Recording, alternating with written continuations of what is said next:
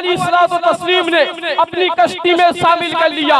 अल्लाह तबारक व तआला ने तूफान भेजा और ऐसा तूफान भेजा कि अल्लाह तबारक व तआला ने पूरे शहर को उजाड़ दिया, पूरे बस्ती को उजाड़ दिया, पूरे गांव को उजाड़ दिया, शहर को बर्बाद कर दिया। शायर फरमाता है, दवा की तलाश में रहा दुआ को छोड़कर, मैं चल न सका दुनिया में खताओं को छोड़कर।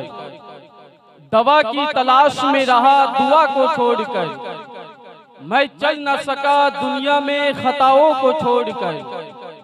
हैरान हूं मैं अपनी हसरतों पे इकबाल, हर चीज खुदा से मांग ली मगर खुदा को छोड़कर। हर चीज खुदा से मांग ली मगर खुदा को।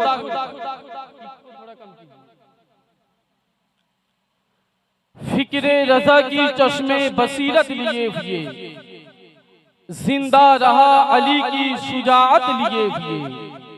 फिक्रे रजा की चश्मे बसीरत लिए हुए, जिंदा रहा अली की शुजाअत लिए हुए।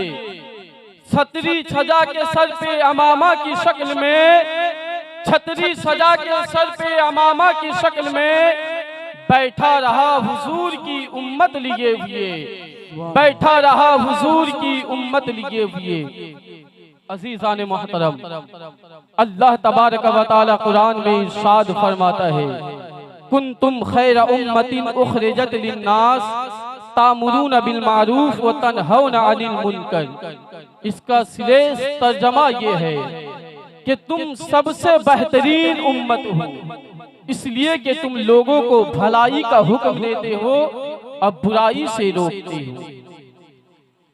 अल्लाह तबारक व तआला ये आपके लिए है ये जुमला कि तुम सबसे बेहतरीन उम्मत हो, इसलिए कि तुम लोगों को भलाई का हुक्म देते हो और बुराई से रोकते हो। खुशनसीब है हम लोग कि हम उम्मत मोहम्मदिया में पैदा हुए। अल्लाह का एहसान अजीम है, करोड़ों शुक्र है उस रब्बे जुल जलाल का जिसने हमें उम्मत मोहम्मदिया में पैदा फरमाया। ये उम्मत मोहम्मदिया वो उम्मत मोहम्मदिया है जिसकी उम्मतों में आने के लिए, जिसकी उम्मती बनने के लिए 13 अंबिया किराम ने अल्लाह की बारगाह में इल्तिजा की। 13 नबियों ने दुआ की, मौला तेरे नबी की उम्मती में मुझे पैदा फरमा, तेरे हबीब की उम्मती में पैदा फरमा। लेकिन एहसान है उस रब्बे जुल जलाल का जो लोग जिन्होंने हमें बगैर आरज़ू और बगैर तमन्ना किए हुए नबी की उम्मत में पैदा फरमाया और ऐसी उम्मत में पैदा फरमाया। अल्लाह का इरशाद है कि तुम सबसे बेहतरीन उम्मत हो, इसलिए कि तुम लोगों को भलाई का हुक्म देते हो और बुराई से रोकते हो। सुभान अल्लाह। कमोबेश 1,24,000 अंबिया किराम इस दुनिया में तशरीफ लाए। उलमाए किराम जानते हैं अल्लाह ने ये जुमला किसी अंबिया किराम के उम्मतियों के लिए नहीं फरमाया।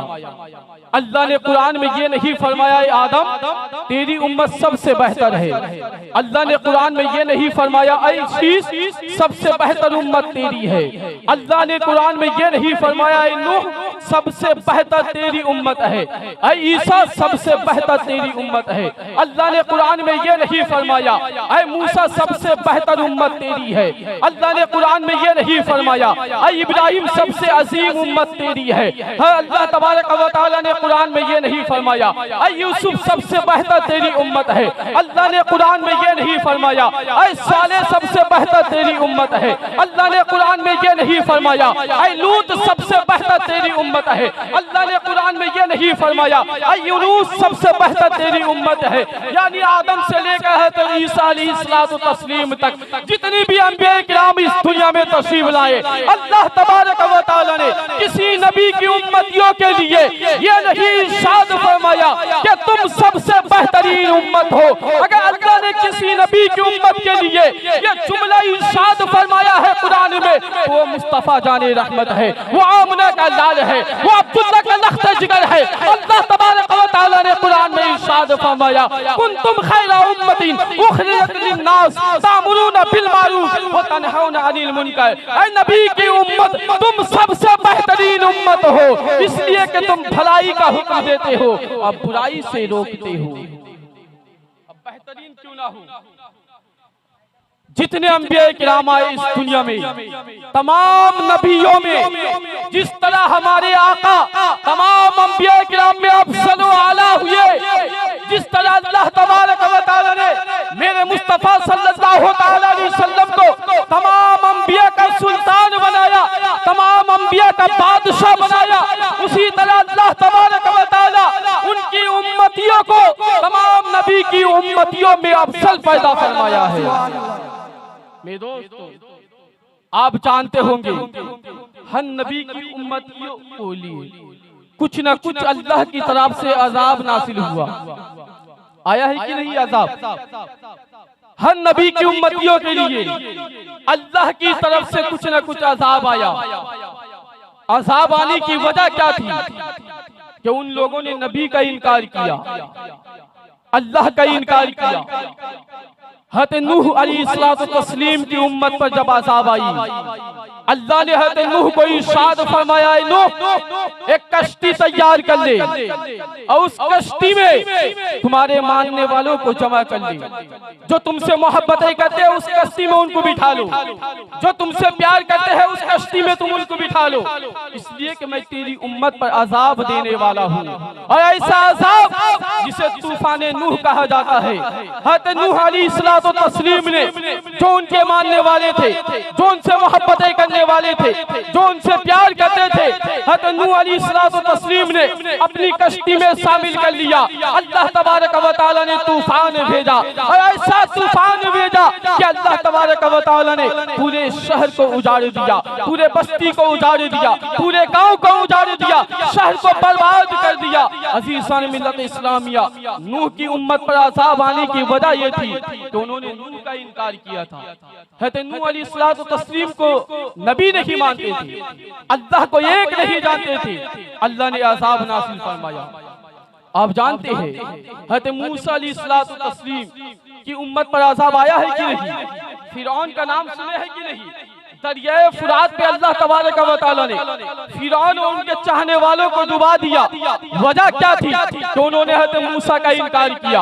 वजह क्या थी? उन्होंने अल्लाह का इनकार किया। तो अल्लाह तबारक व तआला ने हज़रत फिरौन के मानने वाले को और फिरौन को दरियाए नील पर डुबो दिया और इस वजह से डुबोया तो नबी का इनकार करते थे। आपको पता होना चाहिए कि हज़रत सालेह अलैहिस्सलातु तस्लीम की उम्मत इतनी पावरफुल उम्मत थी, इतनी ताकतवर उम्मत थी, तो पहाड़ों को छेद करके, पहाड़ों को खोद खोद कर अपना मकान पहाड़ के अंदर बना लिया करते थे। लेकिन जब अल्लाह तबारक व तआला का अज़ाब आया, ऐसा भयानक अज़ाब आया, गालिबन आसमान से 7 दिन तक आग के शोले आते रहे और हज़रत सालेह की उम्मतियों को, गालिबन सालेह की उम्मतियों को आग पर अल्लाह तबारक व तआला 7 दिन तक उछालता रहा। अज़ीज़ान मिल्लत इस्लामिया, हज़रत इब्राहिम की उम्मत पर अज़ाब आया, हज़रत ईसा अलैहिस्सलातु तस्लीम की उम्मत पर अज़ाब आया। वजह यह थी कि उन लोगों ने नबी का इनकार किया, वजह यह थी कि उन लोगों ने अल्लाह का इनकार किया, अल्लाह को एक नहीं जाना। लेकिन कुर्बान चाहिए मुसलमानों, कुर्बान चाहिए अपने नबी पर। अल्लाह तबारक व तआला ने हर नबी की उम्मत पर जिन लोगों ने नबी का इनकार किया कुछ ना कुछ अज़ाब नाज़िल फरमाया। लेकिन मेरे मुस्तफ़ा सल्लल्लाहु अलैहि वसल्लम की उम्मत पर अज़ाब कभी नहीं आता है। मेरे नबी की उम्मत पर अज़ाब क्यों नहीं आ रहा है? मूसा की उम्मत पर अज़ाब आया, सालेह की उम्मत पर अज़ाब आया, नूह की उम्मत पर अज़ाब आया, इब्राहिम की उम्मत पर अज़ाब आया, यूनुस की उम्मत पर अज़ाब आया। लेकिन मुस्तफ़ा जाने रहमत सल्लल्लाहु अलैहि वसल्लम की उम्मत पर अज़ाब क्यों नहीं आ रहा है? वजह क्या है? अल्लाह का कुरान इरशाद फरमाता है, कुरान का मफ़हूम है, कुरान इरशाद फरमाता है, ऐ नबी जब तक आप दुनिया में रहेंगे आपकी उम्मत पर मैं अज़ाब नहीं नाज़िल नहीं फरमाऊंगा। जब तक आप दुनिया में रहेंगे आपकी उम्मत पर अज़ाब नहीं आएगा। कहने वाला ये कह सकता है माशाअल्लाह नबी मरकर मिट्टी में मिल गए। कहने वाला ये कह सकता है, जो बदअकीदा वो कहता है कि नबी मरकर मिट्टी में मिल गए, जबकि अल्लाह का कुरान इरशाद फरमाता है वमा अर्सलनाका इल्ला रहमतल लिल आलमीन, ऐ महबूब हमने आपको सारे जहां के लिए रहमत बनाकर भेजा।